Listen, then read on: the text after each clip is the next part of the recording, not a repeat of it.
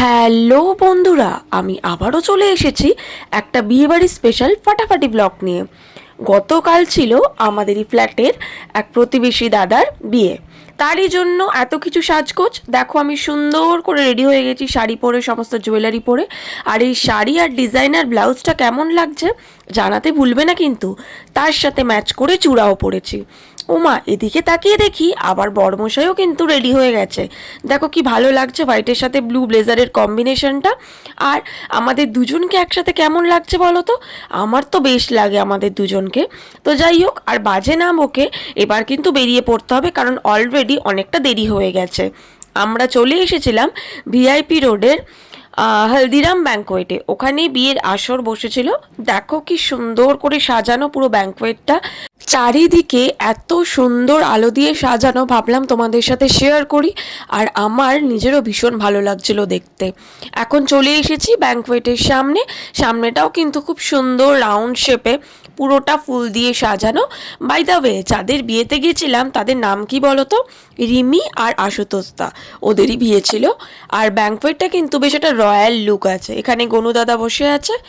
আর এখন আমরা সিঁড়ি দিয়ে দোতলায় উঠতেও পারি বা লিফটে করে দোতলায় যেতে পারি, যেটা ইচ্ছা। তো আমরা লিফটে গেছিলাম, আর আসার সময় আমরা সিঁড়ি দিয়ে নেমেছি।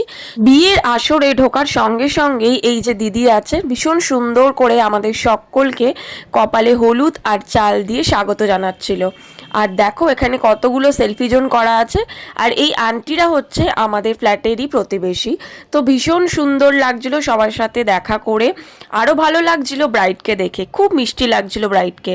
এখানে আমার বরমশাই অলরেডি চা খেতে শুরু করে দিয়েছে, কারণ চা ওর ভীষণ ফেভারিট। যেখানেই যাবে, বিয়েবাড়ি হোক বা অন্য কোথাও, চা তো ওকে খেতেই হবে। আর দেখো কত লোকজন, আর চারিপাশের ব্যাঙ্কোয়েটটা কিন্তু খুবই সুন্দর।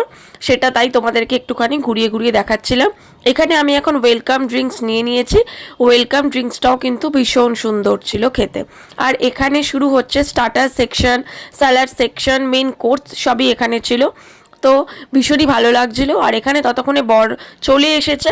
বরের বন্ধুরা একদম জমিয়ে নাচানাচি করছিল। ভাবলাম এই নাচানাচের ভিডিওটাও তোমাদের সাথে শেয়ার করি।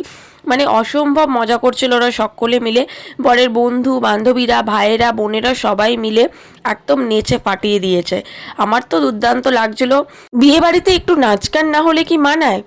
আর বিয়ে বাড়িতে তো বন্ধু বান্ধব, আত্মীয় স্বজন সবাই মিলে আনন্দ করবে, এর থেকে ভালো আর কি হয়? যাই হোক, এরপর কিন্তু বড় চলে এসেছে। বরের এন্ট্রির টাইমটাই যত সুন্দর করে মানে ওয়েলকাম জানানো হচ্ছে, সেই ভিডিওটাও আমি করেছি তোমাদের সাথে শেয়ার করব বলে। কেমন লাগছে বলো তো বরমশাইকে? বরমশাই কিন্তু খুবই ভালো লাগছিল। ওদের আগামী জীবন ভীষণ সুখের হোক এই কামনা করি। আর ওরা ভালো থাকুক, ভবিষ্যৎ জীবন আরও সুখকর মধুময় হোক, এটাই চাইবো। দেখো সবাই দেখছে, এখন বড় এন্ট্রি নিচ্ছে। আর আমিও এই সুযোগে কিন্তু একটু ভিডিও করে নিয়েছি।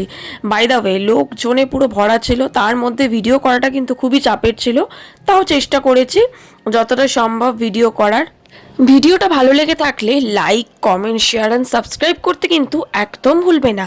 আবারও দেখা হবে নতুন একটা ভিডিওতে। টাটা।